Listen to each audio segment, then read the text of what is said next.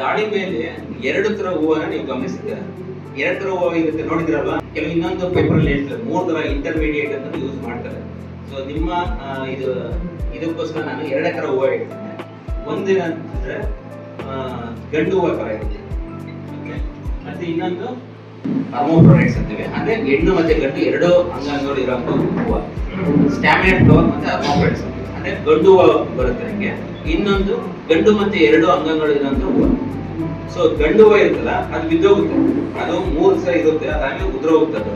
But ಹೆಣ್ಣು ಹೂವು ಇರುತ್ತಲ್ಲ ಅದು ಪರಾಗಸ್ಪರ್ಶ ಅಂಟ್ಕೊಡೋದು ಅದೇನೆ. ಎಷ್ಟೋ ಜನ ರೈತರು ಅಂದ್ರೆ ಪ್ರಾರಂಭದಲ್ಲಿ ಮಾಡ್ತಿರ್ತಾರ, ಸುಮಾರು ಜನ ರೈತರನ್ನ ಫೋನ್ ಮಾಡ್ತಿರ್ತಾರೆ, ಸರ್ ಹೂವು ಬೀಳ್ತಿದೆ ಅಂತ ಹೇಳ್ತಾರೆ. ಸೊ ಗಂಡು ಹೂವು ಬಿದ್ದೋಗುತ್ತೆ. ಸೊ ಗಂಡು ಹೂವು ಕೆಲಸ ಏನಂದ್ರೆ ಹೆಚ್ಚು ಪರಾಗವನ್ನ ಗಿಡಕ್ಕೂ ಒದಗಿಸಬೇಕು ಅಂತ ಹೇಳಿ ಮಾಡ್ತಾ ಇರುತ್ತೆ. ಸೊ ಅದಕ್ಕೋಸ್ಕರ ಇದು ಮಾಡ್ತಿರುತ್ತೆ. ಸೊ ನಾನು ಸುಮ್ಮನೆ ಹಂಗೆ ಯೋಚನೆ ಮಾಡ್ತಿದ್ದೆ, ಈಗ ಹೆಣ್ಣು ಹೂವದಲ್ಲಿ ಸೊ ಗಂಡಿನ ಅಂಗಾಂಗ ಮತ್ತೆ ಹೆಣ್ಣಿನ ಶೇಖಕಗಳು ಎರಡೂ ಇರುತ್ತೆ. ಆದ್ರೂ ಕೂಡ ಏನಕ್ಕೆ ಗಂಡು ಹೂವು ಬೇಕಾಗುತ್ತೆ ಹೀಗೆ ಅಂತ ಹೇಳಿ. ಸೊ ಯಾಕಂದ್ರೆ ಅಷ್ಟು ಪರಾಗ ಬೇಕು ಅದಕ್ಕೆ, ಅದು ಫ್ರೂಟ್ ಸೆಟ್ ಹಣ್ಣು ಕಚ್ಚೋದಕ್ಕೆ. ಅದಕ್ಕೋಸ್ಕರ ಇದು ಗಿಡ ಏನ್ ಮಾಡುತ್ತಂದ್ರೆ ಗಂಡು ಹೂವನ್ನು ಕೂಡ ಪ್ರೊಡ್ಯೂಸ್ ಮಾಡುತ್ತೆ. ಮತ್ತೆ ಇದು ಮುಖ್ಯವಾಗಿ ಇದು ಸೆಲ್ಫ್ ಪಾಲಿನೇಟೆಡ್ ಕ್ರಾಪ್. ಅದಾದ್ಮೇಲೆ ಇದು ಏನಂತಂದ್ರೆ ಆಫರ್ ಕ್ರಾಸ್ ಪಾಲಿನೇಟೆಡ್ ಕ್ರಾಪ್ ಅಂತ ಹೇಳ್ತೀವಿ. ಅಂದ್ರೆ ಸ್ವಕೀಯ ಪರಾಗಸ್ಪರ್ಶ ಆಗಿರುತ್ತೆ, ಆದ್ರೆ ಸ್ವಲ್ಪ ಸಮಯ ಹೂವು ಬಿಟ್ಟಾದ್ಮೇಲೆ ಸ್ವಲ್ಪ ಕಾಯುತ್ತೆ. ಸೊ ಆದ್ಮೇಲೆ ಇದು ಸ್ವಕೀಯ ಪರಾಗಸ್ಪರ್ಶಕ್ಕೆ ಇದು ಚೇಂಜ್ ಆಗುತ್ತೆ. ಸೊ ಇಂಥ ಟೈಮಲ್ಲಿ ಏನಾಗ್ತದೆ, ಅದೇ ಗಿಡದಲ್ಲಿರುವಂತ ಗಂಡು ಹೂವಲ್ಲಿರುವಂತ ಪರಾಗಗಳು ಏನಾದ್ರು ಬಂದು ಈ ಹೆಣ್ಣು ಹೂವಿನಲ್ಲಿ ಬಿದ್ದರೆ ಹೆಚ್ಚು ಪರಾಗಸ್ಪರ್ಶ ಮತ್ತೆ ಇಳುವರಿ ಕಾಯಿ ಕಟ್ಟುವಂತ ಸಂಖ್ಯೆ ಜಾಸ್ತಿ ಆಗುತ್ತೆ ಅಂತ. ಇದು ಆ ಗಿಡ ತಾನೇ ಒಂದು ಅಡಾಪ್ಟ್ ಮಾಡ್ಕೊಂಡಿರೋಂಥ ಒಂದು ಬಿಹೇವಿಯರ್. ಸೊ ಇದ್ರ 2 ಹೂವು ಇರುತ್ತೆ, ನೀವು ನೋಡ್ಬೋದು. ಸೊ ಹೆಂಗೆ ಅಂದ್ರೆ ಇದೊಂಥರ ನೋಡಿ, ಇದು ಕಾಯಿ ಕಟ್ಟುವಂತ ಹೂವು ಆಯ್ತಾ. ಸೊ ಒಂಥರ ವಾಶ್ ಶೇಪ್ ಇರುತ್ತೆ ಹಿಂಗೆ ಅಲ್ವಾ, ಉದ್ದಕ್ಕೆ ಈ ತರ ಇರುತ್ತೆ. ಸೊ ಇನ್ನೊಂದು ತುಂಬಾ ಚಿಕ್ಕದಾಗಿರುತ್ತೆ ಹೂವು, ಅದು ಗಂಡು ಹೂವು ಇರುತ್ತೆ.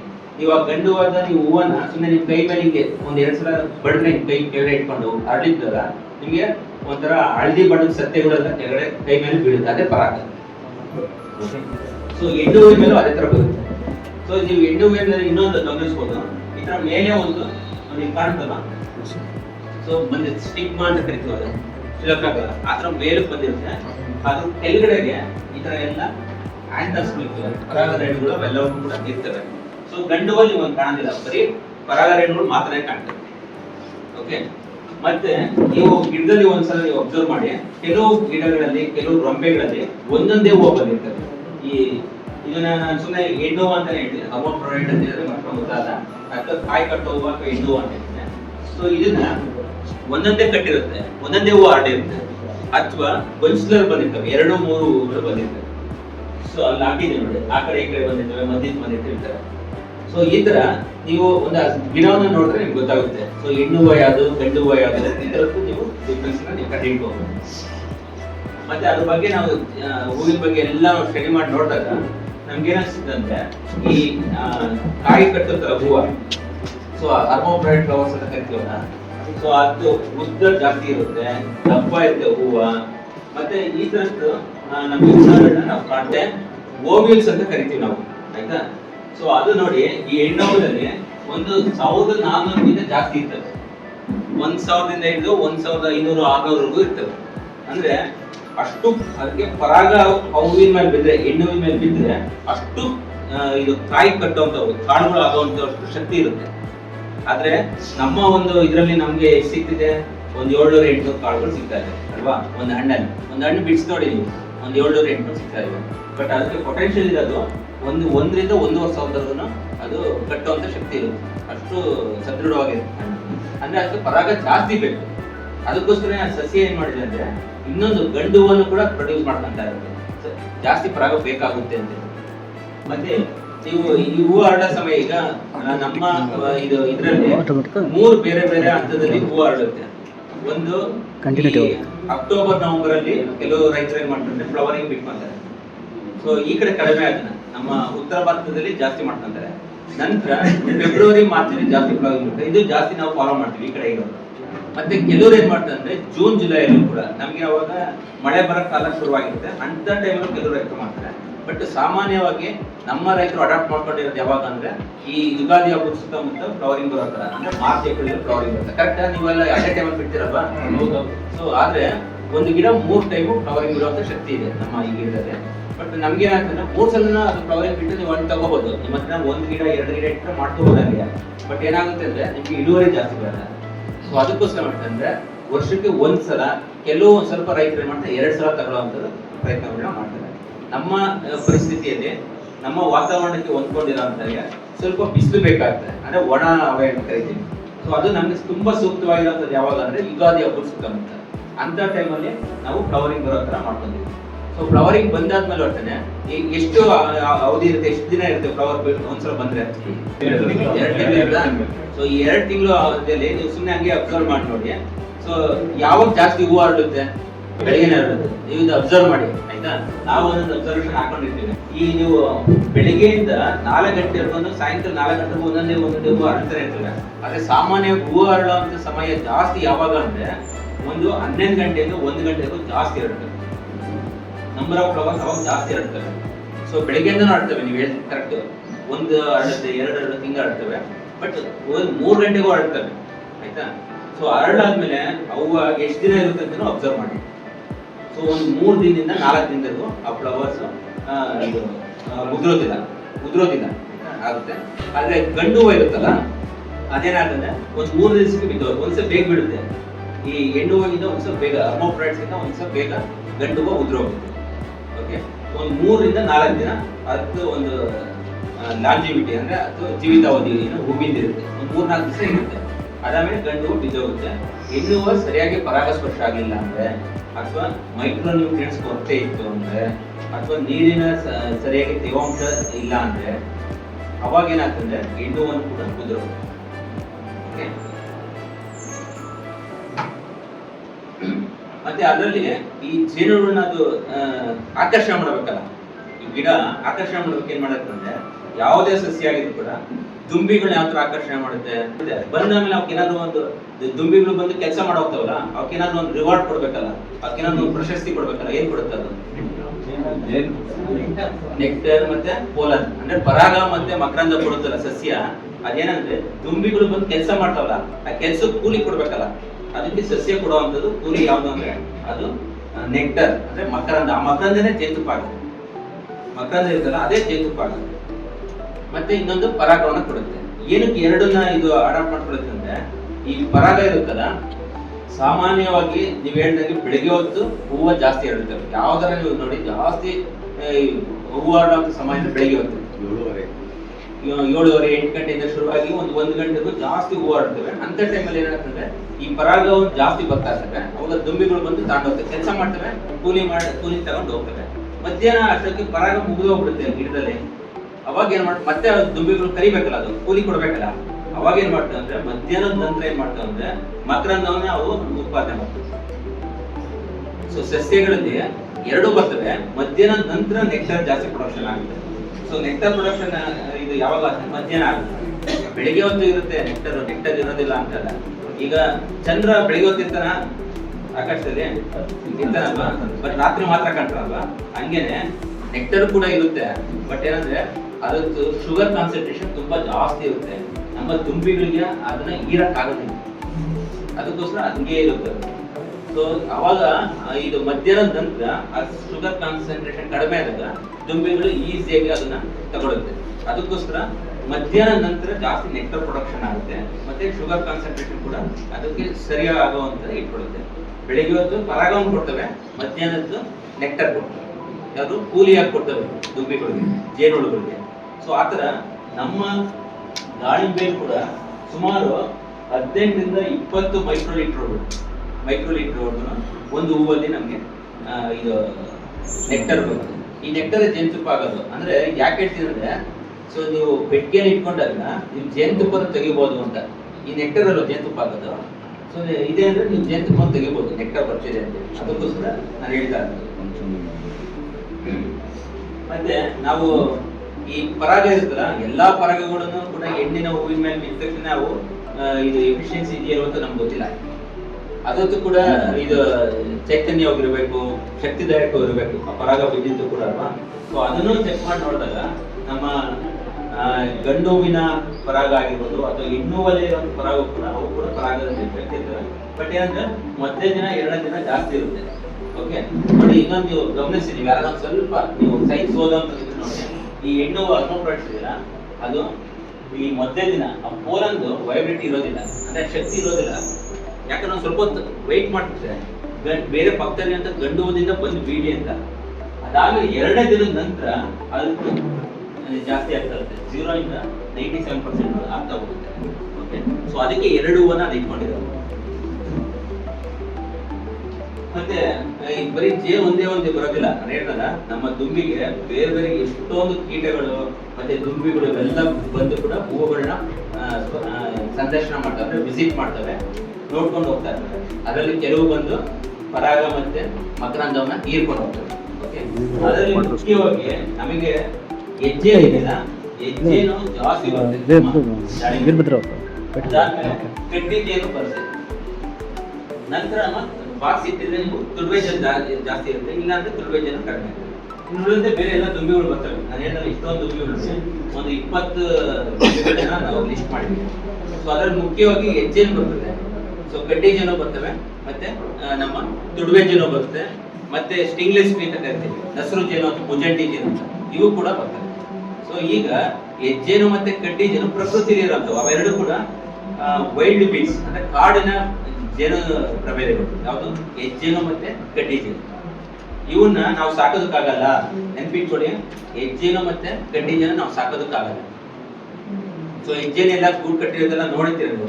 ನಿಮ್ಮ ಊರಲ್ಲಿರುವಂತ ಯಾವ್ದಾದ್ರು ದೊಡ್ಡ ಹರಡಿ ಮರ, ಆಲದ ಮರ, ಈ ತರ ಪ್ರದೇಶದಲ್ಲಿ, ಎತ್ತರದ ಪ್ರದೇಶಗಳಲ್ಲಿ ಅಥವಾ ಅಪಾರ್ಟ್ಮೆಂಟ್ಗಳು, ಟವರ್ಗಳು, ಈ ತರ ಹೆಜ್ಜೆಯನ್ನು ಕಟ್ಟಿರುತ್ತೆ, ನೀರಿನ ಟ್ಯಾಂಕ್ ಇಂಥದ್ದು ಕಟ್ಟಿರುತ್ತೆ. ಸೊ ಇಂಥ ಹೆಜ್ಜೆನು ಬಂದು ಹೂಗಳಲ್ಲಿ ಕೆಲಸವನ್ನು ಮಾಡಬೇಕು. ಸೊ ನಾವೇನ್ ಮಾಡ್ತೀವಿ ಇವತ್ತು ಅಂದ್ರೆ, ಹೆಜ್ಜೆನೆಲ್ಲರೂ ಕಟ್ಟಲು ಸಾಕು ಕೆಮಿಕಲ್ ಹೊಡೆದು ಸಾಯಿಸ್ಬಿಡ್ತೀವಿ. ಸೊ ಅದೇನೋ ನಮ್ಗೆ ಏನೋ ತೊಂದರೆ ಕೊಡುತ್ತೆ ಅನ್ನೋ ತರ ಏನ್ ಮಾಡ್ತೀವಿ ಅಂದ್ರೆ, ನಾವು ಕೆಮಿಕಲ್ ಸ್ಪ್ರೇ ಮಾಡಿ ಸಾಯಿಸೋದು ಅಥವಾ ಪೆಸ್ಟಿಸೈಡ್ ಹೊಡೆದು ಸಾಯಿಸೋದು ಮಾಡ್ತೀವಿ.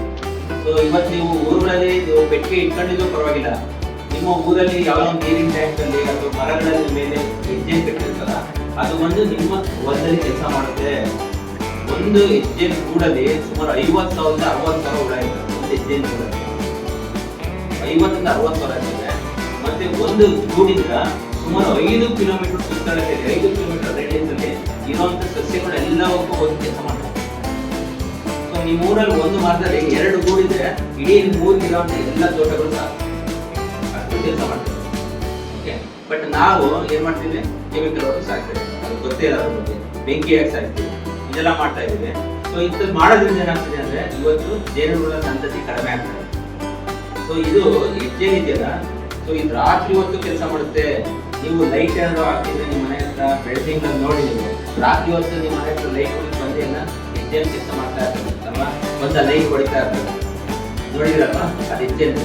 ಸೊ ರಾತ್ರಿ ಹೊತ್ತು ಕೂಡ ಕೆಲವು ಹೂಗಳು ಆಗ್ತವೆ, ಕೆಲವು ಸಸ್ಯಗಳು ನಾಕ್ಟೋನಲ್ ಅಂತ ಕರಿತೀವಿ, ರಾತ್ರಿ ಹೊತ್ತು ಕೂಡ ಆಗುತ್ತೆ. ನಮ್ಮ ಐಶಾಪ್ಸರ್ ಒಂದು ಡ್ರ್ಯಾಗನ್ ಫ್ರೂಟ್ ಮೇಲೆ ಒಂದು ಎಕ್ಸ್ಪೆರಿಮೆಂಟ್ ಮಾಡಿದ್ರು, ಅದು ರಾತ್ರಿ ಹೊತ್ತೇ ಹರಡುತ್ತದೆ. ಓಕೆ, ಸೊ ಅಂತ ಹೂಗಳು ಬೇಕಲ್ಲ, ಅಂತ ಹೂ ಕೆಲಸ ಮಾಡೋದು ರಾತ್ರಿ ಹೊತ್ತು ಮಾಡ್ತಾರೆ, ಅದರಲ್ಲಿ ಜೇನಲ್ಲಿ ಹೆಜ್ಜೆ ಕೆಲಸ ಮಾಡ್ತಾರೆ. ಸೊ ಈ ತರ ಹೆಜ್ಜೆ ನಾವು ಉಳಿಸ್ಕೊಂಡ್ರೆ ನಮ್ಮ ಪ್ರಕೃತಿಯಲ್ಲಿರುವಂಥ ಸುಮಾರು ಸಸ್ಯಗಳಿಗೆ ನಾವೇನು ಇಟ್ಟು ಇವತ್ತರ ಕಾರ್ಯಗಳಲ್ಲಿ ಯೋಚನೆ ಮಾಡ್ತೀವಿ, ಚಿಂತೆ ಮಾಡ್ತೀವಿ, ಜೇನು ದುಂಬಿಗಳನ್ನ ಯಾವ ತರ ನಾವು ರಕ್ಷಣೆ ಮಾಡ್ತೀವಿ, ಈ ತರ ಯೋಚನೆ ಮಾಡುವಂತ ಪರಿಸ್ಥಿತಿ ಬರ್ತಾನೆ ಇಲ್ಲ. ಇದೆಲ್ಲ ನಾವು ನಾಶ ಮಾಡಿರೋದ್ರಿಂದ ಇವತ್ತು ಇನ್ನೊಂದು ಪರ್ಯಾಯ ಚಿಂತನೆ ಇವತ್ತು ಉದಯ ಆಗಿದೆ ಅಷ್ಟೇ. ಓಕೆ, ಸೊ ಇಂಥ ಹೆಜ್ಜೆನು ನಮ್ಮ ದಾಳಿಂಬೆಯಲ್ಲಿ ಹೆಚ್ಚು ಕೆಲಸವನ್ನ ಮಾಡುತ್ತೆ. ಅದಾದ್ಮೇಲೆ ಇನ್ನೊಂದು ಹೇಳಿದೆ ನಾನು, ಕಡ್ಡಿ ಜೇನು ಅಂತೀನಿ. ಸೊ ಕಡ್ಡಿ ಜೇನು ಅಥವಾ ಇಂಗ್ಲಿಷ್ ಅಲ್ಲಿ ಏಪಿಸ್ ಫ್ಲೋರಿಯಾ ಅಂತೀವಿ, ಹೆಜ್ಜೆನ್ಗೆ ಏಪಿಸ್ ಡಾರ್ಸೆಟಾ ಅಂತ ಕರಿತೀವಿ. ಸೊ ಈ ತರ ನಮ್ಮ ಕಡ್ಡಿ ಜೇನು ಇದೆ, ಏಪಿಸ್ ಫ್ಲೋರಿಯಾ, ಇದು ನಮ್ಮ ಬೇಲಿಗಳಲ್ಲಿ, ಸಣ್ಣ ಸಣ್ಣ ಪೊದೆಗಳಲ್ಲಿ ಗೂಡನ್ನ ಕಟ್ತಿತ್ತು ಅಲ್ವಾ. ನಾವೆಲ್ಲ ನೋಡಿದೀವಿ, ಸುಮಾರು ಜನ ಇದು ಸೀನಿಯರ್ ಸಿಟಿಸನ್ಸ್ ಇದ್ರೆ. ಸೊ ಅವಾಗ ಹೆಂಗಿತ್ತು ಗೊತ್ತಾ, ನಮ್ಮ ಮತ್ತೆ ನಮ್ಮ ದಾಯಾದಿಗಳು ಅಥವಾ ನಮ್ಮ ಅಣ್ಣ ತಮ್ಮದಿರು ತೋಟಗಳ ಮಧ್ಯದಲ್ಲಿ ಒಂದು ಬದ ಇರೋದು, ಬದ ಜೊತೆ ಒಂದು ಬೇಲಿ ಹಾಕ್ತಿದ್ವಿ, ಆ ಬೇಲಿಯಲ್ಲಿ ಇದೆಲ್ಲ ಬಂದು ಕಟ್ತಿದ್ವಿ. ಇವತ್ತು ನಾವೇನ್ ಮಾಡಿದ್ವಿ, ಆ 2 ಅಡಿನೂ ಕೂಡ ಉಳಿಸ್ಕೋಬೇಕು ಅಂದ್ಬಿಟ್ಟು ಎಲ್ಲ ಕ್ಲೀನ್ ಮಾಡ್ಬಿಟ್ಟು ಫೆನ್ಸಿಂಗ್ ಹಾಕ್ಬಿಡ್ತೀವಿ. ಸೊ ಫೆನ್ಸಿಂಗ್ ಹಾಕೋದ್ರಿಂದ ಯಾವ ಪಕ್ಷಿಗಳು ಬಂದು ಗೂಡು ಕಟ್ಟಲ್ಲ, ಯಾವ ಕಡ್ಡಿ ಜೇನು ಬಂದು ಗೂಡು ಕಟ್ಟೋದಿಲ್ಲ. ಸೊ ಮುಂಚೆ ನಮ್ಮ ಪೂರ್ವಜರು ಏನ್ ಮಾಡ್ತಿರೋ ಅವೆಲ್ಲವೂ ಒಳಗೊಂಡಂತೆ ಕೆಲಸ ಮಾಡ್ತಾ ಇದ್ರು. ಸೊ ಇವತ್ತು ನಾವು ಬರೀ ನಮ್ಮ ಮೂಗಿನ ನೇರಕ್ಕೆ ಮತ್ತೆ ನಮಗೆ ಮಾತ್ರ ಪ್ರಾಫಿಟ್ ಬರೋ ಥರ ಮಾತ್ರ ಯೋಚನೆ ಮಾಡಿ ನಾವು ಕೆಲಸ ಮಾಡ್ತಾ ಇದ್ದೀವಿ. ಸೊ ಅದಕ್ಕೆ ಈ ಫೆನ್ಸಿಂಗ್ ಹಾಕ್ಬಿಡ್ತೀವಿ, ಅವಾಗ ಯಾವ ಆಶ್ರಯ ಏನೂ ಇರೋದಿಲ್ಲ, ಒಂದು ಪಕ್ಷಿಗೆ ಆಶ್ರಯ ಇರೋದಿಲ್ಲ, ಒಂದು ಮತ್ತೊಂದು ಯಾವ್ದು ಆಶ್ರಯ ಇರೋದಿಲ್ಲ. ಸೊ ಅವಾಗ ಏನಾಗ್ತದೆ ಅಂದ್ರೆ ಬೇಲಿಗಳು ಇರ್ತಿದ್ವಲ್ಲ, ಸಣ್ಣ ಸಣ್ಣ ಗಿಡಗಳು ಇರ್ತದೆ, ಅಲ್ಲೆಲ್ಲ ಬಂದು ಕಡ್ಡಿ ಜೇನು ಕಟ್ತಿದ್ವಿ. ಇವತ್ತು ನೀವು ಕಡ್ಡಿ ಜೇನು ಸಂಖ್ಯೆನ ನೀವು ನೋಡಕ್ಕೆ ಆಗೋದಿಲ್ಲ. ಕಡ್ಡಿ ಜೇನು ಮುಂಚೆ ಯಾವ್ದಾದ್ರು ಗಿಡಗಳ ಮಾವು ಹೂವು ಬಿಡುವಂತ ಸಂದರ್ಭ ಯಾವಾಗ ಡಿಸೆಂಬರ್ ಕೊನೆ ಅಥವಾ ಜನವರಿಯಲ್ಲಿ ನಮಗೆ ಮಾವು ಈ ಕಡೆಗೆಲ್ಲ ಬರುತ್ತೆ. ಆ ಟೈಮಲ್ಲಿ ಅಲ್ಲೇ ಬಂದು ಕಡ್ಡಿ ಜೇನು ಗೂಡು ಕಟ್ಕೊಬಿಡೋದು. ಅವಾಗೆಲ್ಲ ಎಳ್ಳು ಹುಚ್ಚೆಳ್ಳು ಸೂರ್ಯಕಾಂತಿ ಬೆಳೆಸಿದ್ರೆ ಅವು ಇದ್ದಾಗ ಬಂದು ಕಡ್ಡಿ ಜೇನು ನಮ್ಮ ಬೇಲಿಗಳಲ್ಲಿ ಗೂಡು ಕಟ್ಬಿಡ್ತಿದ್ವಿ. ಇವತ್ತು ಹಂಗಾಗ್ತಿದ್ಯಾ? ಇಲ್ಲ. ಯಾಕೆ?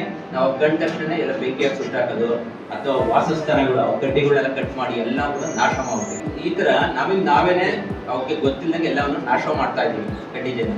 ಇಂಥ ಕಡ್ಡಿ ಜೇನು ಕೂಡ ಒಂದು ಉತ್ತಮವಾದಂತ ಪರಾಗಸ್ಪರ್ಶ ಅದು ಕೆಲಸವನ್ನ ಮಾಡುತ್ತೆ ನಮ್ಮ ದಾಳಿಂಬೆ. ಸೊ ಇನ್ನೊಂದು ಮುಖ್ಯವಾಗಿ ಇವತ್ತು ನಾವು ಡಿಸ್ಕಸ್ ಮಾಡ್ತಿರೋದು ತುಳುವೆ ಜೇನು.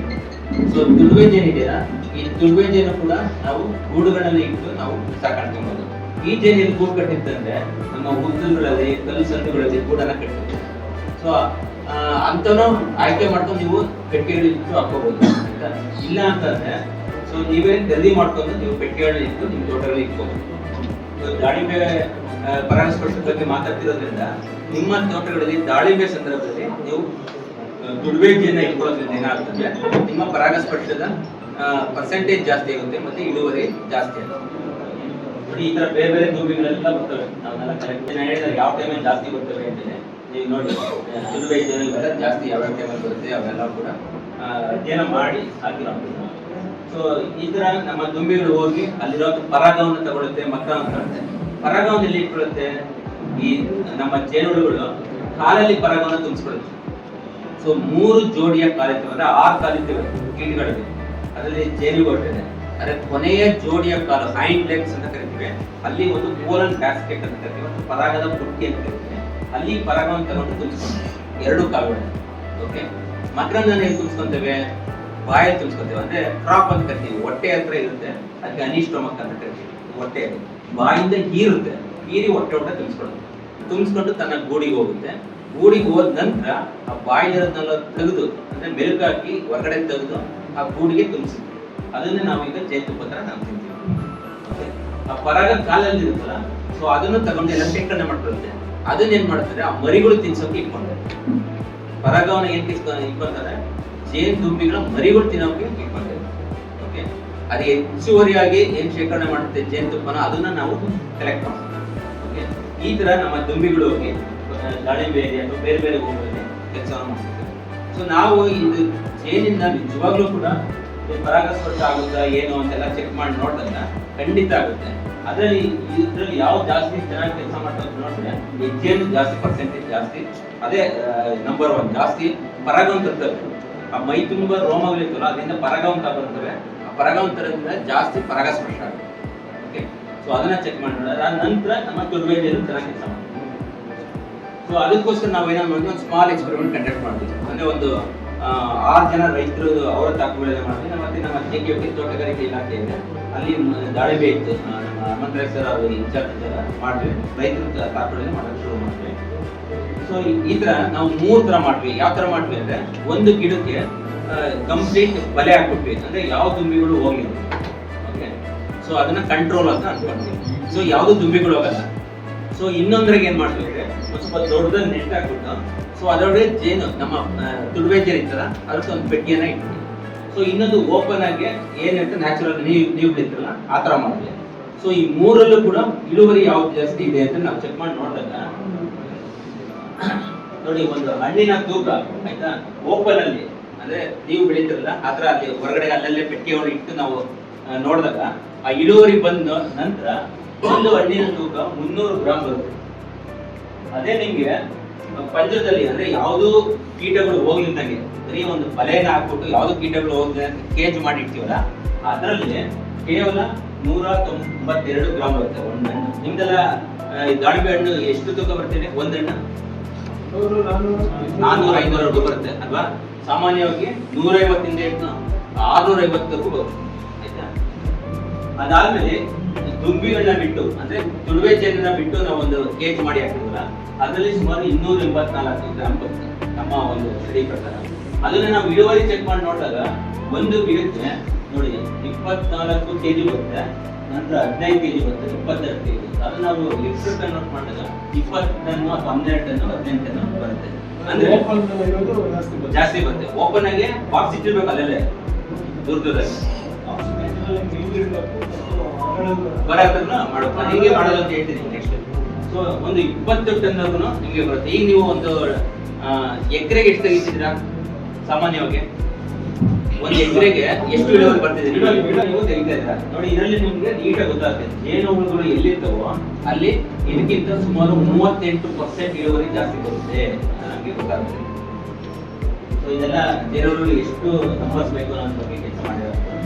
ಈ ತರ ಕೆಲಸ ಮಾಡಾದ್ಮೇಲೆ ಒಂದು ಗೂಡಿಗೆ ಒಂದು ಹೆಕ್ಟರ್ಗೆ ಎಷ್ಟು ಗೂಡನ್ನ ಇಡಬೇಕು ಅಂತ ಸ್ವಲ್ಪ ಏನೋ ಬೇರೆ ಬೇರೆ ನಮ್ದು ಫಾರ್ಮುಲಾಸ್ ಎಲ್ಲ ಇದಾವೆ.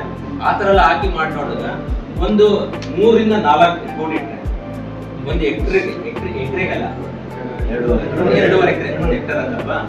ಸೊ ಅದಕ್ಕೆ ಸುಮಾರು ಒಂದು 4 ಜೇನುಗೂಡನ್ನ ತುಳುವೆ ಜೇನುಗೂಡುಗಳು ಇಟ್ಟರೆ ನಿಮ್ಗೆ ಒಂದು 35-40% ಇಳುವರಿ ಜಾಸ್ತಿ ಇರುತ್ತೆ. ಇನ್ನು ಹೂವು ಆಗುತ್ತಲ್ಲ ಅಂತ ಸಂದರ್ಭದಲ್ಲಿ ನೀವು 2 ತಿಂಗಳು ನೀವು ಮೇಂಟೈನ್ ಮಾಡ್ಕೊಂಡ್ರೆ ನಿಮ್ಗೆ ಇದಾಗುತ್ತೆ.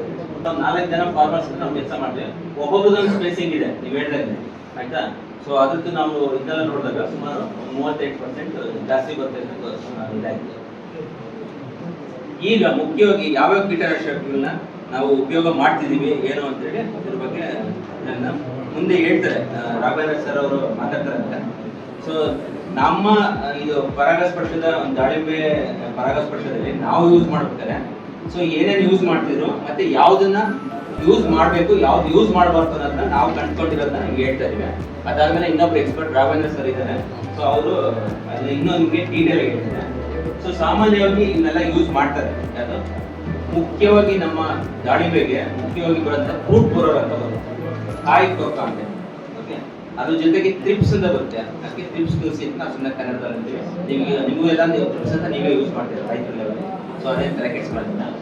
ಸೊ ಮತ್ತೆ ವೈಟ್ ಫ್ಲೈಸ್ ಇವೆಲ್ಲ ಬರ್ತದೆ. ಸೊ ಇದ್ರ ಜೊತೆಗೆ ಡಿಸೀಸ್ ಅಂತ ಬಂದಾಗ ಬ್ಲೈಟ್ ಮತ್ತೆ ವಿಲ್ಟ್ ಅಂತ ಬರುತ್ತೆ, ಆಯ್ತಾ. ಕೊಳೆ ರೋಗ ಅಥವಾ ಸೊರ್ಗು ರೋಗ ಅಂತ ಕರಿತೀರಲ್ಲ ಅದು. ಸೊ ಒಂದು ಫ್ರೂಟ್ ಬರೋದು ಟ್ರಿಪ್ಸ್, ಬ್ಲೈಟ್, ವಿಲ್ಟ್, ಈ 4ನ್ನ ಮುಖ್ಯವಾದಂತ ನಾವು ಕಂಟ್ರೋಲ್ ಮಾಡ್ಕೊಂಡ್ರೆ ನಾವು ದಾಳಿಂಬೆಯಲ್ಲಿ ನಾವು ಬಂಪರ್ ಇಳುವರಿನ ಗಳಿಸ್ಬೋದು. ಇನ್ನು ಮಿಕ್ಕಂತೆ ಅಗ್ರಾನಮಿಕ್ ಪ್ರಾಕ್ಟೀಸ್ ಏನಿರುತ್ತೋ ನೀರು ಒದಗಿಸೋದು, ನ್ಯೂಟ್ರಿಯೆಂಟ್ಸ್ ಕೊಡೋದು, ಫರ್ಟಿಲೈಸರ್ ಕೊಡೋದು, ಮತ್ತೆ ನೀವು ಪ್ರೂನಿಂಗ್ ಯಾವ ಟೈಮಲ್ಲಿ ಮಾಡಬೇಕು, ವೀಡಿಂಗ್ ಮಾಡೋದು, ಇವೆಲ್ಲ ಮಾಡ್ಕೊಂತ ಇರಬೇಕು. ಅದ್ರ ಜೊತೆಗೆ ನೀವು ಸಪೋರ್ಟಿಂಗ್ ಆಗಿ ಈ 4 ಏನು ಮೇನ್ ಇದಾವೋ ಸೊ ಇವನ್ನ ನೀವು ಟಾರ್ಗೆಟ್ ಮಾಡಿದ್ರೆ ನೀವು ಇಳುವರಿನ ಜಾಸ್ತಿ ತಗೋಬಹುದು. ಸೊ ಅದಕ್ಕೆ ಇದೆಲ್ಲ ಯೂಸ್ ಮಾಡ್ತಿರೋದು ಮೆಟ್ರಾಮೆಟ್ರಿನೋ ಮತ್ತೆ ಡೈಮಿಥೈಡ್ ಇದೆಲ್ಲ ಯೂಸ್ ಮಾಡ್ತಿದ್ದಾರೆ, ಮೆಲಾಥಿಯನೋ, ಸೊ ಮೆನ್ಕೋಸೆಬಿನ್ ಯೂಸ್ ಮಾಡ್ತಾ ಇದ್ದಾರೆ. ಸೊ ನಮ್ಮ ಯೂಸ್ ಮಾಡ್ತಿದ್ದೀವಿ ಈಗ ಪ್ರೆಸೆಂಟಿಗೆ ಎಲ್ಲ ರೈತರು ಯೂಸ್ ಮಾಡ್ತಾ ಇದ್ದಾರೆ. ಸೊ ಯೂಸ್ ಮಾಡ್ತೀರಿ ಅಂದ್ರೆ ನಾವು ಗೂಡುಗಳನ್ನ ಇಟ್ಟಿದ್ರೆ, ಆಯ್ತಾ, ನೀವೇನಾದ್ರು ಜೇನುಗೂಡನ್ನ ಇಟ್ಟಿದ್ರೆ ಅನ್ಕೊಳ್ಳಿ ಅಥವಾ ನಿಮ್ಮ ಅಕ್ಕಪಕ್ಕ ಇಟ್ಟಿದ್ರು, ಸೊ ಅವಾಗ ಜೇನುಹುಳ ಮೇಲೆ ಯಾವ ತರ ಪ್ರಭಾವ ಆಗುತ್ತೆ. ಸೊ ಈ ತರ ನೀವು ಕೆಮಿಕಲ್ ಹೊಡೆಯೋದ್ರಿಂದ ಏನಾಗ್ತದೆ, ಸೊ ಅವಾಗ ಏನಾಗುತ್ತೆ ಮುಖ್ಯವಾಗಿ ಜೇನುಹುಳ ಸಾಯ್ತವೆ. ಓಕೆ, ಜೇನುಹುಳ ನೀವು ಸ್ಪ್ರೇ ಮಾಡ್ತಿದ್ರಲ್ಲ ಅಂತ ಸಂದರ್ಭದಲ್ಲಿ ಜೇನುಹುಳ ಸತ್ತೋಗ್ತವೆ. ಸೊ ಸತ್ತೋದ್ಮೇಲೆ ನಮ್ಗೆ ಗೊತ್ತಾಗುತ್ತೆ ಸ್ಪ್ರೇ ಮಾಡ್ಬೇಕಾದ್ರೆ ಹೇಳ್ತೀನಿ. ಸೊ ಜೇನುಹುಳ ಸತ್ತೋಗ್ತವೆ. ಸತ್ತೋದಾಗ ನಮ್ಗೆ ಕಾಣುತ್ತೆ. ಸೊ ನಮ್ಮ ಕುಟುಂಬ ನಾವು ಬಿಟ್ಟು ಇಟ್ಕೊಂಡಿರ್ತೀವಲ್ಲ ಎಲ್ಲ ಬಂದು ಸತ್ತೋಗಿರ್ತಾರೆ. ಎಷ್ಟೋ ಜನ ನಮಗೆ ಇದು ಫೋಟೋ ಕಳಿಸ್ತಾ ಇರ್ತಾರೆ ವಾಟ್ಸಪ್ ಅಲ್ಲಿ, ಸರ್ ಏನಾಯ್ತು ಸರ್ ಏನಾಯ್ತು. ಸೊ ಜೇನುಹುಳು ಅಡಲ್ಟ್ ಬೀಸ್ ಗಂಡು ಅಥವಾ ಕೆಲಸಗಳು ಏನಿರ್ತವೋ ಅವೆಲ್ಲ ಸಾಯ್ತಾ ಇದಾವೆ ಅಂತಂದ್ರೆ ಅವೆಲ್ಲ ಹೋಗಿ ಈ ಇನ್ಸೆಕ್ಟಿಸೈಡ್ ಜೊತೆ ಕಾಂಟ್ಯಾಕ್ಟ್ ಆಗಿದೆ. ಸೊ ಅವುಗಳಿಂದ ಕಾಂಟ್ಯಾಕ್ಟ್ ಆಗಿಂದ ಬಂದು ಸಾಯ್ತಾ ಇದೆ ಅಂತ. ಆ ಗೂಡು ಎಲ್ಲ ಬಂದು ಸತ್ತೋಗಿರ್ತವೆಲ್ಲ. ಸೊ ಅದ್ರ ಮೇಲೆ ಸುಮಾರು ಇರ್ತದೆ ಅದು. ಮತ್ತೆ ಇನ್ನೊಂದು ಏನ್ ಮಾಡ್ತವೆ ಅಂದ್ರೆ ಅವು ಸ್ಪ್ರೇನ ತಗೊಬಂದಾದ್ಮೇಲೆ ಗೂಡು ಹೊರಡಕ್ಕೆ ಬಂದ ಮರಿ ಹುಳನೂ ಸತ್ತೋಗ್ತದೆ. ಒಂದ್ರಿಂದ ಜಸ್ಟ್ ಅದಕ್ಕೆ ಮೈಕ್ರೋ ಲೆವೆಲ್ ಸಾಕು, ಅದಕ್ಕೇನು ಜಾಸ್ತಿ ಬೇಕಿಲ್ಲ. ಒಂದೇ ಒಂದು ಡ್ರಾಪ್ ಇದ್ರನ್ನ ಒಂದು 10 ಹುಳ ಸತ್ತೋಗ್ತದೆ. ಸೊ ಅಷ್ಟು ವಿಷಕಾರಿ ಇರ್ತವೆ ಇನ್ಸೆಕ್ಟಿಸೈಡ್. ಅದರಿಂದ ಜೇನುಹುಳು ಸತ್ತೋಗ್ತದೆ. ನಮ್ಗೆ ಗೂಡಲ್ಲಿ ಇರ್ತವೆ, ಗೂಡಿನ ಗೊತ್ತಾಗುತ್ತೆ ನಮ್ಗೆ ಅಯ್ಯೋ ಅನ್ಸುತ್ತೆ. ಬಟ್ ಅದೇ ನ್ಯಾಚುರಲ್ ಇರುವಂತ ಜೇನ್ ಆಗಿರ್ಬೋದು, ಕಟ್ಟಿ ಜೇನ್ ಸತ್ತೋದ್ರು ನಮ್ಗೆ ಗೊತ್ತಾಗಲ್ಲ, ಏನೋ ಬಿಟ್ಟೋಗಿರ್ಬೇಕೇನೋ, ಯಾರೋ ಈ ಕೆಮಿಕಲ್ ಹೊಡೆದವ್ರೇನೋ ಅಂತ ಅನ್ಕೊಂಡಿದ್ದೆ. ಸೊ ಅದಕ್ಕೆ ನಾವು ಕೆಮಿಕಲ್ಸ್ ಹೊಡಿಬೇಕಾದ್ರೆ ತುಂಬಾ ಕಾನ್ಶಿಯಸ್ ಇಟ್ಕೊಂಡು ನಾವು ನಮ್ಮ ಪ್ರಜ್ಞೆ ಇಟ್ಕೊಂಡು ನಾವು ಸ್ಪ್ರೇ ಮಾಡ್ಬೇಕು. ಯಾವ ತರ ಮಾಡ್ಬೇಕಂತ ನಾನು ಮುಂದಿನ ಸ್ಟೇಜಾಗಿ ಹೇಳ್ತೀನಿ, ಆಯ್ತಾ. ಸೊ ಅವಾಗ ಏನಾಗ್ತದೆ ನಾವು ದುಂಬಿಗಳು ಕೂಡ ಆದಷ್ಟು ನಾವು ಸಂರಕ್ಷಣೆ ಮಾಡ್ಬೇಕು. ಸೊ ಇಲ್ಲಾಂದ್ರೆ ನಾವು ಬರೀ ನಮ್ಮದೇ ಇದು ಮುಖ್ಯವಾಗಿ ನಮ್ಮ ಕ್ರಾಪ್ ಬೆಳೆಯೋದೇ ನಮ್ದು ಮುಖ್ಯವಾದ ಗುರಿ ಅಂತ ಇಟ್ಕೊಂಡ್ರೆ ನಮ್ಮ ಪ್ರಕೃತಿಯನ್ನ ನಾವು ಕನ್ಸಿಡರ್ ಮಾಡ್ಕೊಳ್ಳೋದೇ ಇಲ್ಲ. ಸೊ ಪ್ರಕೃತಿಯನ್ನು ಒಳಗೊಂಡಂತೆ ನಾವು ಕೃಷಿಯನ್ನು ಮಾಡ್ತೀವಿ. ಅವಾಗ ನಾವು ದುಂಬಿಗಳನ್ನ ಉಳಿಸ್ಕೊಳ್ತೀವಿ, ಮತ್ತೆ ಯಾವ ಕೀಟಗಳು ಇರ್ತಾವೋ ಅಂಥವ್ನು ಮಾತ್ರ ನಾವು ಟಾರ್ಗೆಟ್ ಮಾಡಿ ಮಾಡ್ತೀವಿ. ಸೊ ಅವಾಗ ಗೂಡಿದ್ರೆ ನಮಗೆ ತಕ್ಷಣ ಗೊತ್ತಾಗುತ್ತೆ, ಒಂದು ಗೂಡುಗಳಲ್ಲಿ ಸತ್ಬಿದ್ದಿರ್ತವೆ ಅಥವಾ ಜೇನು ಗೂಡು ಇರ್ತವಲ್ಲ. ಸೊ ಗೂಡುಗಳು ಸಾಮಾನ್ಯವಾಗಿ ಯಾವಾಗ ಕಾಮನ್ ಐತಿ. ಯಾರು ಜೇನು ಪೆಟ್ಟಿ ಇಟ್ಕೊಂಡಿದ್ರೆ ಇದ್ದೀರಾ? ಕೈ ಬರೋದಿಲ್ಲ, 4-5 ಜನ ಇದ್ದಾರೆ. ಸೊ ಇವರು ಬರ್ತಾ ಇದ್ದಾರೆ, ಇವರು ಇಟ್ಕೊಂಡಿದ್ದಾರೆ. ಸೊ ಗೂಡಲ್ಲಿ ಇದು ಏನಂದ್ರೆ ಅದು ಆಕ್ರಮಣಕಾರಿಯಾಗಿರ್ತವೆ. ಯಾವಾಗ ಇನ್ಸೆಕ್ಟಿಸೈಡ್ ಎಲ್ಲ ಹೊಡಿತೇವೋ ಸುಮಾರು ಸಾಯ್ತಿರ್ತವಲ್ಲ. ಸೊ ಅವಾಗ ನೀವು ಹತ್ರ ಹೋದ್ರು ಗೂಡನ್ನ ಬಂದು ನಿಮಗೆ ಅವೇಜ್ ಬರ್ಡ್ ಸ್ಟಿಂಗ್ ಮಾಡೋಕ್ಕೆಲ್ಲ ಶುರು ಮಾಡ್ತಾವೆ. ನೀವು ಗೂಡು ಇನ್ನೂ ಅದು ಪೆಟ್ಟಿ ಇರ್ತದೆ, ನೀವು ನೋಡೋಷ್ಟು ಎದ್ದಷ್ಟು ಬಂದು ಸ್ಟಿಂಗ್ ಮಾಡ್ತೀವಿ. ಯಾಕಂದ್ರೆ ಅವಕ್ಕೆ ಅಷ್ಟು ಬೇರೆ ಹುಡುಗ ಸುತ್ತೋಗಿರ್ತವಲ್ಲ ಹಾಗಾಗುತ್ತೆ. ಮತ್ತೆ ಎರಡನೇದು ಅವ್ರದ್ದು ಪಾಪ್ಯುಲೇಷನ್, ಅವ್ರ ಸಂಖ್ಯೆ ಇರ್ತವಲ್ಲ. ನಮ್ಮ ದುಡಿಮೆ ಜನಲ್ಲಾದ್ರೆ ಸುಮಾರು 10-15 ಸಾವಿರ ಇರ್ತವೆ. ನಮ್ಮ ಪೆಟ್ಟಿಗೆಯಲ್ಲಿ ಕೊಡ್ತೀವಲ್ಲ ದುಡ್ಬೆ ಜನ, ಅದು 10-15 ಸಾವಿರ ಇರ್ತವೆ. ಅದು ಪಾಪ್ಯುಲೇಷನ್ ಕಡಿಮೆ ಆಗ್ತಾ ಇರ್ತವೆ. ಸೊ ನಿಮ್ಗೆ ಅವು ಎಣ್ಸಕ್ಕಾಗಲ್ಲ. ಅದಕ್ಕೆ 8 ಫ್ರೇಮ್ ಅಂತ ಕರಿತೀವಿ. ಸೊ 8 ಚೌಕಟ್ಟು ಇರ್ತದೆ ಅದರಲ್ಲಿ. ಸೊ ಅದನ್ನ ನೀವು ನೋಡಿದ್ರೆ 8 ಚೌಕಟ್ಟುಗಳಲ್ಲಿ ಇರ್ತಾವಲ್ಲ. ಸೊ ಒಂದೊಂದರಲ್ಲೂ ಕೂಡ 1,500 ಇರ್ತವೆ ಒಂದೊಂದು ಫ್ರೇಮಲ್ಲಿ. ಸೊ ಆ ಥರದ್ದು 8 ಚೌಕಟ್ಟಲ್ಲಿ ಸೊ ಕಡಿಮೆ ಆಗ್ತಾ ಇರ್ತವೆ. ನೀವು ಎದ್ದು ನೋಡಿದ್ರೆ ಬರೀ ಇದು ರೊಟ್ಟಿ ಮಾತ್ರ ಕಾಣ್ತಾ ಇರ್ತವೆ, ಹುಳಗಳು ಇರೋದ್ರಲ್ಲ ಸತ್ತೋಗಿರ್ತವೆ, ಆಯ್ತಾ. ಸೊ ಅವಾಗ ನಮಗೆ ಗೊತ್ತಾಗುತ್ತೆ ಇದೇನೋ ಪಕ್ಕದಾಗೆ ಏನೋ ಒಂದು ಇನ್ಸೆಕ್ಟಿಸೈಡ್ ಹೊಡ್ತಾರೆ, ಅದಕ್ಕೆ ಇವೆಲ್ಲ ಹುಳುಗಳು ಸತ್ತೋಗ್ತದೆ ಅಂತ. ಮತ್ತೆ ಸಾಮಾನ್ಯವಾಗಿ ಈ ಯಾವುದೇ ಕೀಟ ರೋಗಗಳು ಬಂದ್ರೆ ಮುಖ್ಯವಾಗಿ ಮರಿ ಹುಳ ಇರ್ತವೆ, ಅವು ಸಾಯ್ತವೆ. ಓಕೆ, ಈ ಪ್ರೌಢ ಹುಳುಗಳು ಸಾಯೋದಿಲ್ಲ, ಅಡಲ್ಟ್ ಬೀಸು ಸಾಯೋದಿಲ್ಲ. ಸೊ ಅಡಲ್ಟ್ ಬೀಸ್ ಸಾಯ್ತಾ ಇದೆ ಅಂತ ಅರ್ಥ ಅದು ನಾವು ಇನ್ಸೆಕ್ಟಿಸೈಡ್ ಸ್ಪ್ರೇ ಮಾಡ್ತೀವಿ ಅಂತ. ಮತ್ತೆ ನಾವು ಹತ್ತಿರದ ಹೋಗಿ ನಿಂತ್ಕೊಂಡು ಕೆಲಸ ಮಾಡೋದು ಬಂದು ಸುಮ್ಮನೆ ಸ್ಟೀಮ್ ಮಾಡೋಕೆ ಶುರು ಮಾಡ್ತಾರೆ. ಸೊ ಅಷ್ಟು ಆಕ್ರಮಣಕಾರಿಯಾಗಿರ್ತದೆ.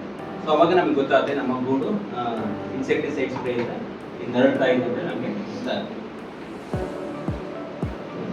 ಸೊ ಇವೆಲ್ಲ ತುಂಬಾ ಇದು ಟಾಕ್ಸಿಕ್ ಇರುವಂತ ಕಾಂಪೌಂಡ್ಸ್.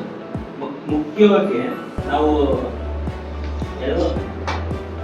ಇಮ್ಯುನೋಕ್ಲೋಪ್ರಿಡ್ ಇದೆ, ಓಕೆ.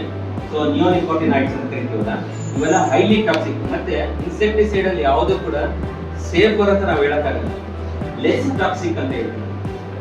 ಅಂದ್ರೆ ನಾವು ಹೊಡೆದಾಗ ಅದಕ್ಕೆ ತುಂಬಾ ಸಣ್ಣ ಪ್ರಮಾಣದಲ್ಲಿ ಅವ್ರ ಮೇಲೆ ಹಾನಿಯಾಗುತ್ತೆ ಅಂತ. ಓಕೆ, ಇನ್ಸೆಕ್ಟಿಸೈಡ್ ಗ್ರೂಪ್ ಇದೆ ಹಂಗೇನೆ. ಸೊ ಸರ್ ನೆಕ್ಸ್ಟ್ ಹೇಳ್ತಾರೆ ನಿಮ್ಗೆಲ್ಲ. ಸೊ ಅದರಲ್ಲಿ ತುಂಬಾ ಹೈಲಿ ಟಾಕ್ಸಿಕ್ ಇರುವಂಥದ್ದು, ಹೆಚ್ಚು ನಮಗೆ ಇದು ಸಾವನ್ನ ತಂದ್ಕೊಡುವಂಥವು ಅಂತ ಕೆಮಿಕಲ್ಸ್ ಯಾವುವು ಇವನ್ನೆಲ್ಲ ನೀವು ಯೂಸ್ ಮಾಡ್ತಾ ಇರ್ತೀರ ನೋಡಿ. ಸೊ ಟ್ರೇಡ್ ನೇಮ್ ಹಾಕಿದ್ದೀನಿ, ಟ್ರೇಡ್ ನೇಮ್ ನೋಡಿದ್ರೆ ನಿಮಗೆ ಬೇಗ ಗೊತ್ತಾಗುತ್ತೆ. ಸೊ ಇವೆಲ್ಲ ಹೈಲಿ ಟಾಕ್ಸಿಕ್. ಆಮೇಲೆ ಇಲ್ಲಿ ಯಾವ ಇದ್ದಾವೇನೋ ಸಾರಿ, ಆಮೇಲೆ ನಾನು ನಿಮ್ಗೆ ಡಿಸ್ಟರ್ಬ್ ಮಾಡ್ತಿದ್ದೇನೆ. ಸೊ ಇರೋವಂಥದ್ದು ನಮ್ಮ ಸ್ಟಡಿಯಲ್ಲಿ ನಾವು ರೈತರ ಹತ್ರನೇ ರೈತರ ಹತ್ರ ಇಂಟ್ರಾಕ್ಟ್ ಮಾಡಿ ಅವ್ರು ಯಾರ್ಯಾರು ಯಾವುದೇ ಹೊಡಿತಾ ಇದ್ರು ಅಂತ ತಗೊಂಡಾಗ ಸೊ ಸಾಮಾನ್ಯವಾಗಿ ಇವನ್ನೆಲ್ಲ ಯೂಸ್ ಮಾಡ್ತಾರೆ. ಅದರಲ್ಲಿ ನಿಯೋನಿಕೋಟಿನೈಡ್ಸ್ ಇದೆಯಲ್ಲ. ಸೊ ನಿಯೋನಿಕೋಟಿನೈಡ್ಸ್ ಇನ್ನೊಂದು ವಿಚಿತ್ರವಾದ ಬಿಹೇವಿಯರ್ ಏನಂದ್ರೆ ಇದು ಇಮ್ಯುನೋಕ್ಲೋಪ್ರಿಡ್ ಅಂತ ಇದೆ. ಸೊ ನಿಯೋನಿಕೋಟಿನೈಡ್ಸ್ ಜೇನು ಗೂಡುಗಳಿಗೆ ಏನಾದರೂ ಅಂದ್ರೆ ಜೇನು ದುಂಬಿಗಳಿಗೆ ಬಿತ್ತು ಅಂದ್ರೆ ಅದೇನಾಗ್ತದೆ, ಪುನಃ ಗೂಡಿಗೆ ಬರುತ್ತಲ್ಲ ಆ ದಾರಿನ ಮರ್ತೋಗುತ್ತೆ. ಓಕೆ, ಸೊ ದಾರಿನೇ ಮರ್ತೋಗುತ್ತೆ, ಅದು ಅಂದ್ರೆ ಮೆಮೊರಿ ಲಾಸ್ ಆಗುತ್ತೆ ಅದು. ಸೊ ಜೇನುಗಳಿಗೆ ಬೀಳ್ತವಲ್ಲ, ಅದಕ್ಕೆ ಜೇನು ಹುಳುಗಳು ದುಂಬಿಗಳು ನಾವು ಗೂಡು ಇಟ್ಕೊಳ್ತೇವೆ ಜೇನು. ಸೊ ಗೂಡಿಂದ ಹೊರಗಡೆ ಹೋಗಿ ಪುನಃ ಅಲ್ಲಿಗೆ ಬರುತ್ತೆ. ಒಂದು ಹೂವಿನ ಹತ್ರ ಹೋಗಿ ಕೆಲಸ ಮಾಡಿದ್ರೆ ಸೆಕೆಂಡ್ ವಿಸಿಟ್ ಅದೇ ಹೋಗುತ್ತೆ, ಥರ್ಡ್ ವಿಸಿಟ್ ಅಲ್ಲಿ ಹೋಗುತ್ತೆ, 4th 5th ಅಲ್ಲಿ ಹೋಗುತ್ತೆ. ಅಂಟಿಲ್ ಅನ್ಲೆಸ್ ಅಲ್ಲಿ ನಿಮ್ಗೆ ಫ್ಲೋರಾ ಮತ್ತೆ ಫುಡ್ ಖಾಲಿ ಆಗೋದು ಅಲ್ಲಿಗೆ ಹೋಗ್ತಾನೆ ಇರುತ್ತೆ. ಮುಗಿದ್ಮೇಲೆ ನೆಕ್ಸ್ಟ್ ಇನ್ನೊಂದು ಪ್ಯಾಚ್ ಬೀಸ್ಗೆ ಇನ್ನೊಂದು ಪ್ಯಾಚ್ ಹೋಗುತ್ತೆ. ಒಂದು 10-15 ಗಿಡ ನೋಡ್ತಾರೆ ಅಲ್ಲಿ ಹೋಗಿ ಕಲೆಕ್ಟ್ ಮಾಡ್ತಾ ಇಲ್ಲೇ ಬರ್ತಿರುತ್ತೆ. ಯಾಕಂದ್ರೆ ಅದು ಮೆಮೊರಿ ಇಟ್ಕೋಬೇಕು. ಒಂದ್ಸಲ ಹೋದ್ರೆ ಒಂದು ಹೋಗ್ಬೇಕಂತ ನಾನು ಹೇಳಿದೆ 2-3 ಕಿಲೋಮೀಟರ್ ಹೋಗುತ್ತೆ ಅಂತ ಹೇಳಿ. 2-3 ಕಿಲೋಮೀಟರ್ ಹೋಗ್ಬಿಟ್ರೆ ದಾರಿ ತಪ್ಪಲ್ಬಾರ್ದು, ತಪ್ಪುತ್ತೆ. ಅದಕ್ಕೋಸ್ಕರ ಏನ್ ಮಾಡ್ತಾರೆ, ಅದು ಎಲ್ಲಾನು ಹೋಗ್ಬೇಕಾದ್ರೆ ಯೋಚನೆ ಮಾಡ್ಕೊಂಡು ಹೋಗುತ್ತೆ. ಇನ್ನು ಹೋಗ್ಬೇಕಾದ್ರೆ ಇದು ಅದಕ್ಕೆ ಇದು ಸಿಗ್ನಲ್ಸ್ ಅಂದ್ರೆ ಫಿಕ್ಸ್ ಮಾಡ್ಕೊಳುತ್ತೆ. ಹೋಗ್ಬೇಕಾದ್ರೆ ಎರಡನೇ ಲೈಟ್ ಕಂಬ ಇದೆ, ಎರಡನೇ ನೆಕ್ಸ್ಟ್ ತೆಂಗಿನ ಮರ ಇದೆ, ನೆಕ್ಸ್ಟ್ ಇನ್ನೊಂದು ಯಾವುದೋ ಒಂದು ಕಂಬ ಇದೆ, ಇಲ್ಲಿ ನಮ್ದು ಆಹಾರ ಇದೆ. ಆಹಾರ ಕಲೆಕ್ಟ್ ಮಾಡ್ಕೊಂಡ್ರೆ ಉಲ್ಟಾ ಆಗ್ಬೇಕದು. ಫಸ್ಟ್ ಕಂಬ ಇದೆ, ಆಮೇಲೆ ತೆಂಗಿನ ಮರ ಇದೆ, ಆಮೇಲೆ ಟೆಲಿಫೋನ್ ಕಂಬ ಇದೆ. ಆವಾಗ ನನ್ ಗೂಡ್ ಸಿಗುತ್ತೆ ಅಂತ ಗೊತ್ತಾಗುತ್ತೆ. ಅವಾಗ ಬರ್ತಾ ಇರುತ್ತೆ. ನೀವು ಯಾವಾಗ ನಿಯೋನಿಕೋಟಿನೈಡ್ಸ್ ಹೊಡೆದಾಗ ಆ ಮೆಮೊರಿ ಲಾಸ್ ಆಗ್ಬಿಡುತ್ತೆ. ಸೊ ಆ ಮೆಮೊರಿ ಲಾಸ್ ಆದಾಗ ಏನಾಗುತ್ತೆ ಅಂದ್ರೆ ಅದಕ್ಕೆ ದಾರಿನೇ ಗೊತ್ತಾಗಲ್ಲ. ದಾರಿ ಗೊತ್ತಾದಾಗ ಏನಾಗ್ತದೆ ಹೊರಟೋಗ್ಬಿಡುತ್ತೆ. ಅಥವಾ ಇಮಿಡೋಕ್ಲೋಪ್ರಿಡ್ ಅಂತ ಕೆಮಿಕಲ್ ನಿಯೋನಿಕೋಟಿನೇಟ್ಸ್ ಹೊಡೆದಾಗ ಏನಾಗುತ್ತೆ, ಗೂಡಿಗೆ ಬಂದಾದ್ಮೇಲೆ ಆ ಮರಿ ಹುಳುಗಳು ಸಾಯ್ತವೆ. ಸೊ ಅಷ್ಟು ಹೈಲಿ ಟಾಕ್ಸಿಕ್ ಇರುವಂತ ಕೆಮಿಕಲ್ಸ್ ಬರುತ್ತೆ. ಸೊ ನಮ್ಮ ಉದ್ದೇಶ ಏನದು ಫ್ರೂಟ್ ಫ್ಲೋರರ್ ಮತ್ತೆ ಸ್ಟ್ರಿಪ್ಸ್ ನ ಕಂಟ್ರೋಲ್ ಮಾಡೋಕ್ಕೋಸ್ಕರ ನಾವೇನ್ ಮಾಡ್ತೀವಿ, ಹೈಲಿ ಟಾಕ್ಸಿಕ್ ಇರುವಂತ ತುಂಬಾ ಯೂಸ್ ಮಾಡ್ತೀವಿ. ಮತ್ತೆ ಸೆಕೆಂಡ್ ಇನ್ನೊಂದು ತಪ್ಪು ಮಾಡ್ತೀರಾ ಅಂದ್ರೆ ಡೋಸೇಜಸ್ ಜಾಸ್ತಿ ಯೂಸ್ ಮಾಡ್ತೀರಾ. ಸೊ ಡೋಸೇಜು ಅಷ್ಟೇ ನಮ್ಮ ಸೈಂಟಿಸ್ಟ್ ಏನಿರ್ತಾರೆ ರೆಕಮೆಂಡೆಡ್ ಏನಿರ್ತಲ್ಲ, ಸೊ ಅದನ್ನ ಮಾತ್ರನೇ ನಾವು ಯೂಸ್ ಮಾಡ್ಬೇಕಾಗುತ್ತೆ. ಮತ್ತೆ ಲೆಸ್ ಟಾಕ್ಸಿಕ್ ಇರುವಂತವು ಅಂದ್ರೆ ಇದು ಕಂಪ್ಲೀಟ್ ಸುರಕ್ಷಿತ ಅಂತ ಹೇಳಕ್ಕಾಗಲ್ಲ, ಸೇಫರ್ ಅಂತ ಹೇಳಕ್ಕಾಗಲ್ಲ, ಲೆಸ್ ಟಾಕ್ಸಿಕ್. ಓಕೆ, ಸೊ ಇಂಥವನ್ನ ನಾವೇನ್ ಮಾಡ್ತೀವಿ ಅಂದ್ರೆ ಇವನು ಕೂಡ ಒಂದಷ್ಟು ಲಿಸ್ಟ್ ಮಾಡಿದ್ವಿ, ಒಂದು ಫೋಟೋ ತಗೊಳ್ಳಿ. ಸೊ ಇಂಥವನ್ನ ನಾವು ಯೂಸ್ ಮಾಡಿದಾಗ trade name, so trade name ಅಂದ್ರೆ ನಿಮಗೆ ಬೇಗ ಹೋಗುತ್ತೆ, ಕೊರೆಜ ಅಥವಾ ಡೆಲಿಕೇಟ್ ಇವೆಲ್ಲ ನೀವು ಯೂಸ್ ಮಾಡಿರ್ತೀವಿ. ಇವೆಲ್ಲ ಆ ಡೋಸೇಜಸ್ ಅಷ್ಟೇ ನೋಡಿ, ಸುಮಾರು ಜನ ಡೋಸೇಜಸ್ ಜಾಸ್ತಿ ಹೋಗ್ತೀರಾ, ಅದು ಮಾಡಕ್ಕೆ ಹೋಗ್ಬೇಡಿ. ಏನು ರೆಕಮೆಂಡೆಡ್ ಇರುತ್ತೋ ಈಗ 0.5 ml ಪರ್ ಲೀಟರ್ ಅಂದ್ರೆ ಆದಷ್ಟು ಅಷ್ಟಕ್ಕೆ ರಿಸ್ಟ್ರಿಕ್ಟ್ ಆಗಿ, ಅದು ಗೊತ್ತಾಗಲಿಲ್ಲ ಅಂತ ಏನು ಮಾಡ್ತೀವಿ, ಒಂದು ಡಬ್ಬಿ ಫುಲ್ ಹಾಕಿ ಹೋಗ್ತೀವಿ. ಸೊ ಒಂದು ಮೈಕ್ರೋ ಲೆವೆಲ್ ಅಂತ ಒಂದು ಇನ್ಸೆಕ್ಟಿಸೈಡ್ ಸುಮಾರು ಕೀಟಗಳನ್ನ ಸರಿಸುತ್ತೆ. ನೀವು ಒಂದೇ ಸಲ ಒಂದು ಡಬ್ಬಿ ಅಂದ್ರೆ ಒಂದು 10 ml ಇಟ್ಕೊಂಡಿರ್ತಾರೆ. ಸೊ ಅಂಥವು ಮಾಡಕ್ಕೆ ಹೋಗ್ಬೇಕು. ಸೊ ಮತ್ತೆ ಇವೆಲ್ಲ ಸ್ವಲ್ಪ ನಿಮ್ಗೆ ಕಾಸ್ಟ್ಲಿ ಇರ್ತವೆ. ಸೊ ಅದನ್ನ ಹೇಳ್ತೀರಾ ಸರ್ ಇವೆಲ್ಲ ಕಾಸ್ಟ್ಲಿ ಅಂತ ಹೇಳ್ತೀರಾ, ನಾನು ಹೇಳ್ದಲ್ಲ. ಸೊ ಕಾಸ್ಟ್ಲಿ ಇರ್ತವೆ, ನಾವು ಪ್ರಕೃತಿ ಒಳಗೊಂಡಂತೆ ಮಾಡಿದ್ರೆ ಮಾತ್ರ ಇದ್ರಲ್ಲಿ ನಮ್ದು ಕೂಡ ರೆಸ್ಪಾನ್ಸಿಬಿಲಿಟೀಸ್ ಇರಬೇಕು. ಮತ್ತೆ ಜೇನು ಹುಳುಗಳನ್ನ ಯಾವ ತರ ನಾವು ಅಟ್ರಾಕ್ಟ್ ಮಾಡೋದು ನಮ್ಮ ಇದಕ್ಕೆ ಅಂತಿದೆ, ಸುಮಾರು ಪ್ರೀ ಅಟ್ರಾಕ್ಟೆಡ್ಸ್ ಇದೆ. ಸೊ ಅದೆಲ್ಲ ನೀವೇನು ಮಾಡಕ್ ಹೋಗ್ಬೇಡಿ. ಸೊ ನಿಮ್ಮ ದಾಳಿಂಬೆ ಬೆಳೆಯುವಂತ ಸಂದರ್ಭದಲ್ಲಿ ನೀವೇನೇ ಕೆಮಿಕಲ್ಸ್ ಹೊಡಿತೀರಾ ಅಥವಾ ನಿಮ್ಗೆ ಏನು ಲಿಸ್ಟ್ ಕೊಟ್ಟಿರ್ತೀರೋ ಅವನ್ನ ಇಟ್ಕೊಂಡಿರಿ. ಹೂವು ಬಿಡುವಂತ ಟೈಮ್ ಯಾವಾಗ, ಮಾರ್ಚ್ ಏಪ್ರಿಲ್ ಅಲ್ಲಿ ಫ್ಲವರಿಂಗ್ ಬರ್ತಲ್ಲ, ಆ 1.5 ತಿಂಗಳು ನಿಮ್ದು ಇರ್ತಲ್ಲ, ಅವಾಗ ತುಂಬಾ ನೀವು ಕೇರ್ ಆಗಿ ನೀವು ಸ್ಪ್ರೇ ಮಾಡೋದನ್ನ ನೋಡಿ. ಸೊ ಅವಾಗ ಅಟ್ರಾಕ್ಟ್ ಮಾಡ್ಬೇಕಂದ್ರೆ ಆದಷ್ಟು ನೀವು ಕೆಮಿಕಲ್ ನ ಕಡಿಮೆ ಮಾಡಿದ್ರೆ 2 months ಅಥವಾ 1.5 months ಇರುತ್ತಲ್ಲ, ಕೆಮಿಕಲ್ ಕಡಿಮೆ ಮಾಡಿ, 0 ಅಲ್ಲ ಕಡಿಮೆ ಮಾಡಿ. ಸುಮಾರು ಜನ ವಾರಕ್ಕೆ 2 ಸಲ ಸ್ಪ್ರೇ ಕಾಣ್ತಿರ್ತಾರೆ, 3 ಸ್ಪ್ರೇ ಮಾಡೋದು ಇದೆ. ಸೊ ಅದನ್ನ ನೀವು ಇಂಟ್ರಾಕ್ಟ್ ಮಾಡಿ, ಎಕ್ಸ್ಪರ್ಟ್ಸ್ ಜೊತೆ ಇಂಟ್ರಾಕ್ಟ್ ಮಾಡಿ, ನೀವು ಏನ್ ಮಾಡ್ಬೇಕಂದ್ರೆ ಅದನ್ನ ಕಡಿಮೆ ಮಾಡಿ. ಓಕೆ, ಸೊ ಅವಾಗ ಏನಾಗ್ತದೆ, ನೀವು ಯಾವಾಗ ಕಡಿಮೆ ಮಾಡ್ತೀರೋ ಅವಾಗ ದುಂಬಿಗಳು ಬರೋದಕ್ಕೆ ಸಾಧ್ಯ. ಮತ್ತೆ ಇನ್ನೊಂದು ರಿಸರ್ಚ್ ಪ್ರಕಾರ ಏನಂತಂದ್ರೆ, ನಾವು ಇದು ಶುಗರ್ ಸಿರಪ್ ನ ಸ್ಪ್ರೇ ಮಾಡಿದ್ರೆ ಸಕ್ಕರೆ ಪಾಕವನ್ನ ಈ ಹೂಗಳ ಮೇಲೆ ಸ್ಪ್ರೇ ಮಾಡೋದು ಕೂಡ ಬರುತ್ತೆ ಅಂತಾರೆ. ಅದು ಚಾನ್ಸಸ್ ಕಡಿಮೆ, ಬರುತ್ತೆ ನಿಜ, ತುಂಬಾ ಚಾನ್ಸಸ್ ಕಡಿಮೆ. ಅದು ಪ್ರಾಕ್ಟಿಕಲ್ ಆಗಿ ಇದು ಅಷ್ಟೊಂದು ವರ್ಕ್ ಆಗಲ್ಲ, ಬಟ್ ಸುಮಾರು ಜನ ರೈತರು ಯೂಸ್ ಮಾಡ್ತಾರೆ. ಅಂದ್ರೆ ನಿಮ್ದು ಸ್ಪ್ರೇ ಇರ್ತಲ್ಲ, ನೀಟಾಗೆಲ್ಲ ಇನ್ಸೆಕ್ಟಿಸೈಡ್ ಅಥವಾ ಅರ್ಬಿಸೈಡ್ ಯೂಸ್ ಮಾಡುವಂತ ನ್ಯಾಚುರಲ್ ಸ್ಪ್ರೇ ಇರುತ್ತಲ್ಲ, ನೀಟಾಗಿ ಕ್ಲೀನ್ ಮಾಡಿ ಅದಕ್ಕೆ ಶುಗರ್ ಸಿರಪ್ ಹಾಕೊಂಡು ಸ್ಪ್ರೇ ಮಾಡಿ. ಸೊ ಸ್ಪ್ರೇ ಮಾಡಿದಾಗ ಶುಗರ್ ಸಿರಪ್ ಇರೋದ್ರಿಂದ ದುಂಬಿಗಳು ಬರ್ತವೆ ಜಾಸ್ತಿ ಆಕರ್ಷಣೆ. ಮತ್ತೆ ಬರೀ ದುಂಬಿಗಳನ್ನ ಬರೀ ಸಂರಕ್ಷಣೆ ಮಾಡೋದ್ರ ಜೊತೆಗೆ ನಾವು ಯಾವಾಗ ಹೊಡಿಬೇಕು ಸ್ಪ್ರೇನ ಅನ್ನೋದು ತುಂಬಾ ಇಂಪಾರ್ಟೆಂಟ್. ಸೊ ಆದಷ್ಟು ನಾನು ಹೇಳಿದೆ, ನಿಮ್ದು ಫಸ್ಟ್ ಒಂದು ಸ್ಪ್ರೇ ಹಾಕಿದ್ವಿ, ಹನಿ ಬೀಸ್ ಆಕ್ಟಿವಿಟಿ ಯಾವಾಗ ಜಾಸ್ತಿ ಇತ್ತು, 12:30 1 ಗಂಟೆವರೆಗೂ ಇತ್ತು ಅಲ್ವಾ. ಆಮೇಲೆ ಏನಾಯ್ತು, ತುಂಬಾ ಕಡಿಮೆ ಆಯ್ತು 2 ಗಂಟೆ. ಸೊ ನೀವು ಸ್ಪ್ರೇ ಮಾಡೋದು ತಗೋಬೇಕಂದ್ರೆ ನೀವು ಯಾವಾಗಲೂ ಕೂಡ 4 ಗಂಟೆ ಮೇಲೆ ಮಾಡಿ. ಸೊ ಸರ್ ಲೇಬರ್ ಪ್ರಾಬ್ಲಮ್ ಹೇಳ್ಬೇಡಿ, ಸರ್ ಲೇಬರ್ ಬರೋದಿಲ್ಲ ಅಂತ ಹೇಳೋಕೋಬೇಡಿ. ನೀವು ಅದೇನು ಮಾಡ್ತೀರೋ ಗೊತ್ತಿಲ್ಲ, ನೀವು ದುಂಬಿಗಳನ್ನ ನೀವು ರಕ್ಷಣೆ ಮಾಡಬೇಕು, ಸಂರಕ್ಷಣೆ ಮಾಡ್ಬೇಕಂದ್ರೆ ನಿಮ್ಮದು ರೆಸ್ಪಾನ್ಸಿಬಿಲಿಟಿ ಇರಲೇಬೇಕು ನಿಮಗೆ. ಸೊ ಅವಾಗ ಏನಾಗ್ತಂದ್ರೆ, ನೀವು 4 ಗಂಟೆ ಮೇಲೆ ಸ್ಪ್ರೇ ಮಾಡೋದ್ರಿಂದ ದುಂಬಿಗಳ ಆಕ್ಟಿವಿಟಿ ಅವಾಗ ಜಸ್ಟ್ ಒಂದು 10% ಇರುತ್ತೆ ಅಷ್ಟೇ, 90% ಎಲ್ಲ ಆಕ್ಟಿವಿಟೀಸ್ ಬೆಳಗ್ಗೆ ಇರುತ್ತೆ. ಅದಕ್ಕೋಸ್ಕರ ನೀವು ಸ್ಪ್ರೇನ 4 ಗಂಟೆ ನಂತರ ಮಾಡಿ. ಓಕೆ, ಸೊ ಎರಡನೇದು ಸ್ಪ್ರೇನ ಮಾಡಬೇಕು ಅನ್ನೋದು ಫಸ್ಟ್ ಯೋಚನೆ ಮಾಡಿ. ಇನ್ಸೆಕ್ಟಿಸೈಡ್ ಸ್ಪ್ರೇ ಮಾಡ್ತಿರಲ್ಲ, ಸೊ ಸ್ಪ್ರೇ ನಮಗೆ ಟ್ರಿಪ್ಸ್ ಆಗಲಿ ಅಥವಾ ಫ್ರೂಟ್ ಬರೋದು ಯಾವಾಗ ಬರುತ್ತೆ ಅದನ್ನ ನೋಡ್ಕೊಂಡು ಸ್ಪ್ರೇ ಮಾಡಿ. ಓಕೆ, ಸೊ ಇಮಿಡಿಯೇಟ್ ಆಗಿ ಇದು ನಮ್ದು ಯಾವಾಗಲೂ ಬರುತ್ತೆ ಅಂತ ಇವಾಗಲೇ ಪ್ರೆಡಿಕ್ಟ್ ಮಾಡಿ ಮಾಡೋದಕ್ಕೆ ಹೋಗ್ಬೇಕು. ಸೊ ಸ್ಪ್ರೇ ಮಾಡೋವಂಥದ್ದು ಕೂಡ ನೀವು ಕರೆಕ್ಟಾಗಿ ಟೈಮ್ಲಿ ಆಗಿ ನೀವು ನೋಡ್ಕೊಂಡು ಸ್ಪ್ರೇ ಮಾಡಿ. ಮತ್ತೆ ಮೂರನೇದು, ಗೂಡ್ನ ನೀವು ಇಟ್ಕೊಂಡಿದ್ರೆ, ನೀವೇ ಸಾಗಾಣಿಕೆ ಮಾಡ್ತಿತ್ತು ಅಂದ್ರೆ, ಸೊ ನೀವು ಜೇನುಗೂಡನ್ನ ನೀವು ಇಟ್ಕೊಂಡಿರ್ತೀರ ಅನ್ಕೊಳ್ಳಿ. ಸೊ ಅವತ್ತಿನ ಒಂದು ದಿವಸಕ್ಕೆ, ಅಂದ್ರೆ ಇವತ್ತು 4 ಗಂಟೆ ನಾನು ಸ್ಪ್ರೇ ಮಾಡ್ತೀನಿ ಅಂತ ಅನ್ಕೊಂಡ್ರೆ, ಸೊ ನೀವು ಇಂದು ದಿವಸನೇ ಅದನ್ನ ಬಾಕ್ಸ್ನ ಕ್ಲೋಸ್ ಮಾಡಿ. ಸೊ ಕ್ಲೋಸ್ ಮಾಡಿ ನೀವು ಸ್ಪ್ರೇನ ತಗೊಳ್ಳಿ ನೆಕ್ಸ್ಟ್ ಡೇ. ಓಕೆ, ಸೊ ಅದಾದ್ಮೇಲೆ 1 ದಿನ ಬಿಟ್ಟು ಸೆಕೆಂಡ್ ಡೇ ಓಪನ್ ಮಾಡಿ.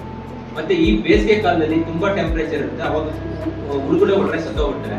ಅದಕ್ಕೋಸ್ಕರ ಏನ್ ಮಾಡ್ಬೇಕಂದ್ರೆ, ಅಂದ್ರೆ ನೀವು ಪೆಟ್ಟಿಗೆ ಇಟ್ಟಿರೋ ಗೊತ್ತಿರ್ತೇವೆ, 2 ಚೇಂಬರ್ ಇರುತ್ತೆ, ಒಂದು ಸಂಸಾರ ಕೋಣೆ ಇರುತ್ತೆ, ಮೇಲೆ ಒಂದು ಜೇನುತುಪ್ಪದ ಕೋಣೆ ಇರುತ್ತೆ ಅಲ್ವಾ. ಸೊ ಜೇನುತುಪ್ಪದ ಕೋಣೆ 1 ಅಥವಾ 2 ಮೇಲೆ ಖಾಲಿ ಇರುತ್ತೆ ಕೊಟ್ಟು ಒಂದಷ್ಟು ಸಕ್ಕರೆ ಪಾಕವನ್ನು ಒಳಗಡೆ ಕೊಡಿ. ಓಕೆ, ಕೊಟ್ಟಾದ್ಮೇಲೆ ಅದನ್ನ ಕ್ಲೋಸ್ ಮಾಡಿ, ಎಂಟ್ರೆನ್ಸ್ ಕ್ಲೋಸ್ ಮಾಡಿ. ಅವಾಗ ದುಂಬಿಗಳಿಗೆ ವೆಂಟಿಲೇಷನ್ ಆಗುತ್ತೆ, ಸ್ಪೇಸ್ ಜಾಸ್ತಿ ಇರುತ್ತೆ. ಅಷ್ಟೊಂದು ತಾಪಮಾನ ಆಗೋದ್ರಿಂದ, ಜೊತೆಗೆ ಏನಂತಂದ್ರೆ ಸಕ್ಕರೆ ಪಾಕ ಇರೋದ್ರೆ ಸಕ್ಕರೆ ಪಾಕವನ್ನು ನಾವು ತಿಂದ ಹೊರಗಡೆ ಹೋಗಿ ನೋಡೋಕೊಳ್ಳುವಂತ ಅವಶ್ಯಕತೆ ಇರೋದಿಲ್ಲ. ಓಕೆ, ಸೊ ಮತ್ತೆ ಇನ್ಸೆಕ್ಟಿಸೈಡ್ ಸ್ಪ್ರೇ ಮಾಡಿದಾಗ ನೀವು ಸಕ್ಕರೆ ಪಾಕ ಇರುತ್ತಲ್ಲ ಅದಕ್ಕೆ ಸ್ವಲ್ಪ ಅರ್ಶಿಣದ ಪೌಡರ್ನ ಮಿಕ್ಸ್ ಮಾಡಿಕೊಡಿ. 1 ಗ್ರಾಮ್ ಅಥವಾ 0.5 ಗ್ರಾಮ್ ಅಷ್ಟು ಒಂದು 250 ml ಸಕ್ಕರೆ ಪಾಕಕ್ಕೆ ಮಿಕ್ಸ್ ಮಾಡಿಕೊಡಿ. ಸೊ ಏನಾದರೂ ಕೂಡ ಅದು ಇನ್ಸೆಕ್ಟಿಸೈಡ್ಸ್ಗೆ ಅಥವಾ ಕೆಮಿಕಲ್ಸ್ಗೆ ಪಾಯ್ಸನ್ ಆಗಿತ್ತು ಅಂದ್ರೆ ಅವೆಲ್ಲ ಕೂಡ ಸಣ್ಣ ಪುಟ್ಟವು ಈ ನೆಕ್ಸ್ಟ್ ಇದಾಗೋದಿಲ್ಲ, ಅಂದ್ರೆ ಮರಿ ಹುಳುಗಳು ಅಂತವನ್ನ ಸಂರಕ್ಷಣೆ ಮಾಡ್ತಾರೆ. ಓಕೆ, ಸೊ ಅದಾದ್ಮೇಲೆ ಬೇರೆ ಬೇರೆ ದುಂಬಿಗಳಿದೆಲ್ಲ ಅವನು ಕೂಡ ಸಂರಕ್ಷಣೆ ಮಾಡ್ಬೋದು. ಸೊ ನಿಮ್ಮ ತೋಟ ಇತ್ತು ಅಂದ್ರೆ ಯಾವ್ದಾದ್ರೂ ಅಷ್ಟೇ, ನಾವು ಯಾವಾಗ್ಲೂ ಹೇಳ್ತಾ ಇರ್ತೀವಿ, ನಿಮ್ದು 2 ಎಕರೆ 3 ಎಕರೆ ತೋಟ ಇತ್ತು ಅಂದ್ರೆ 1 ಗುಂಟೆ ಅಥವಾ ಅರ್ಧ ಗುಂಟೆನ ಸೊ ನೀವು ಬೇರೆ ಬೇರೆ ಹೂಗಳನ್ನ ಬೆಳೆಯೋದಕ್ಕೆ ಇಟ್ಕೊಳ್ಳಿ. ಮೋನೋಕ್ರಾಪಿಂಗ್ ಆಗೋದ್ರಿಂದ ಅಂದ್ರೆ ನೀವು ದಾಳಿಂಬೆನ ನೀವು ಫುಲ್ ಬೆಳೆದಿರಿ, 2 ಎಕರೆ 3 ಎಕರೆ ಇಟ್ಕೊಂಡು ಬೆಳೆಸ್ತೀವಿ, ಅಟ್ಲೀಸ್ಟ್ 1 ಗುಂಟೆನ ನೀವು ಬೇರೆ ಬೇರೆ ತರಕಾರಿ ಬೆಳೆಯಕ್ಕೆ ಇಟ್ಟು ಒಂದೇ 1 ಗುಂಟೆ ನಿಮ್ಮ ಮನೆಗೆ ಬೆಳ್ಕೊಳ್ಳಿ ಸರ್. ಅದು ಮೆಣಸಿನಕಾಯಿ ಬೆಳ್ಕೊಳ್ಳಿ, ಟೊಮೆಟೊ ಬೆಳ್ಕೊಳ್ಳಿ, ಬದನೆಕಾಯಿ ಬೆಳ್ಕೊಳ್ಳಿ, ನುಗ್ಗೆಕಾಯಿ ಬೆಳ್ಕೊಳ್ಳಿ, ಆಯ್ತಾ. ಇದರಿಂದ ಏನಾಗ್ತದ ಕ್ರಾಪ್ ಡೈವರ್ಸಿಟಿ ಅಂತ ಕರೀತಾರೆ. ಒಂದೇ 1 ಗುಂಟೆ ನಾನು ಕೇಳ್ತದೆ, 2 ಎಕರೆ 3 ಎಕರೆ ಕೇಳ್ತಿದ್ರೆ 1 ಗುಂಟೆ. ಸೊ ಅದರಿಂದ ಏನಾಗ್ತದೆ, ನಮ್ಮ ಜೇನು ಕುಟುಂಬ ಇಟ್ಕೊಂಡಿದ್ರೆ ಅವಕ್ಕೂ ಕೂಡ ಆಹಾರ ಸಿಗುತ್ತೆ. ಮತ್ತೆ ಈ ಹೂವು ಯಾವಾಗ ಕೂಡ ಫ್ಲವರಿಂಗ್ ಇರುತ್ತೆ. ಸೊ ನಿಮ್ ಟೋಟಲ್ 2 ತೆಂಗಿನ ಮರ ಹಾಕೊಂಡಿದ್ವಿ ಸರ್. ತೆಂಗಿನ ಮರ ಇರೋದ್ರಿಂದ ವರ್ಷ ಪೂರ್ತಿ ಮಳೆ ಬರುತ್ತೆ ತೆಂಗಿನ ಮರ. ಸೊ ವರ್ಷ ಪೂರ್ತಿ ಮಳೆ ಬರೋದ್ರಿಂದ ಜೇನು ಹುಳುಗಳಿಗೆ ಆಹಾರ ಸಿಗುತ್ತೆ. ಸೊ ಅವಾಗ ನೀವೇನು ಸಕ್ಕರೆ ಪಾಕ ಕೊಡಂಗಿಲ್ಲ, ಮತ್ತೆ ಬೇರೆ ಬೇರೆ ಹುಳುಗಳು ಕೂಡ ಆಕರ್ಷಣೆ ಆಗುತ್ತೆ ನಿಮ್ಮ ತೋಟಕ್ಕೆ. ಓಕೆ, ಇದನ್ನ ನಾವು ಲಾಂಗ್ ಟರ್ಮ್ ಆಗಿ ನಾವು ಮಾಡ್ಬೋದು. ಸೊ ಈ ತರ ಮಾಡೋದ್ರಿಂದ ಬೇರೆ ಬೇರೆ ಬೇರೆ ಬೇರೆ ಮಾಡಿರೋದು. ಸೊ ಇಷ್ಟನ್ನ ನಾವು ಮಾಡ್ಕೊಂಡ್ರೆ ನಾವು ಜೇನುಹುಳುಗಳನ್ನ ಸಂರಕ್ಷಣೆ ಮಾಡ್ಬೋದು, ಮತ್ತೆ ಇಳುವರಿ ತಗೋಬಹುದು. ಮತ್ತೆ ಜೇನು ಕುಟುಂಬನ ಇರೋದ್ರಿಂದ ನಿಮಗೆ 2 ಡಬಲ್ ಬೆನಿಫಿಟ್ ಇದೆ. ಒಂದು, ನಿಮಗೆ ಜೇನು ಸಿಗುತ್ತೆ. ಸೊ ಒಂದು ಗೂಡಿಂದ, ಒಂದು ತುಳುವೆ ಜೇನು ಗೂಡಿಂದ ನಮಗೆ ಸರಾಸರಿ ಈ ಭಾಗಕ್ಕೆ 6 kg ಜೇನು ಸಿಗುತ್ತೆ. ಓಕೆ, ಸೊ ನಿಮ್ಗೆ ಅದೇ ಮಲೆನಾಡಲ್ಲಿ ಮತ್ತೆ ನಮ್ಮ ಕರಾವಳಿ ಪ್ರದೇಶ ಎಲ್ಲ 10 ರಿಂದ 12 kg ವರೆಗೂ ಬರುತ್ತೆ.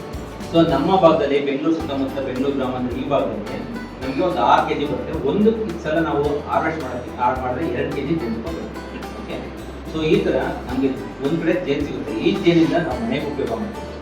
ಮತ್ತೆ 2 ಜೇನುಹುಳುಗಳ ಸಾಕಾಣಿಕೆ ಮಾಡೋದ್ರಿಂದ ಪರಾಗಸ್ಪರ್ಶ ಆಗುತ್ತೆ, ಇಳುವರಿ 35-40% ಜಾಸ್ತಿ ಆಗುತ್ತೆ ನಮ್ಮ ದಾಳಿಂಬೆ ಇಳುವರಿ. ಓಕೆ, ಸೊ ಈ ತರ. ಮತ್ತೆ ಇದನ್ನ ನೀವು ಯಾವ ಜೊತೆ ಸಂಯೋಜನೆ ಮಾಡ್ಕೋಬೇಕು, ಇನ್ಸೆಕ್ಟಿಸೈಡ್ ಹೊಡೆಯೋದನ್ನ ಯಾವ ತರ ಅಂತ ನೋಡ್ಕೊಂಡು ನೀವು ಇದು ಮಾಡ್ತೀವಿ. ಓಕೆ, ಸೊ ಇದ್ರ ಮುಖಾಂತರ ನಾವು ಜೇನುಹುಳನ್ನ ಸಂರಕ್ಷಣೆ ಮಾಡ್ಬೋದು, ಮತ್ತೆ ಇಳುವರಿಯನ್ನ ಜಾಸ್ತಿ ಮಾಡ್ಬೋದು.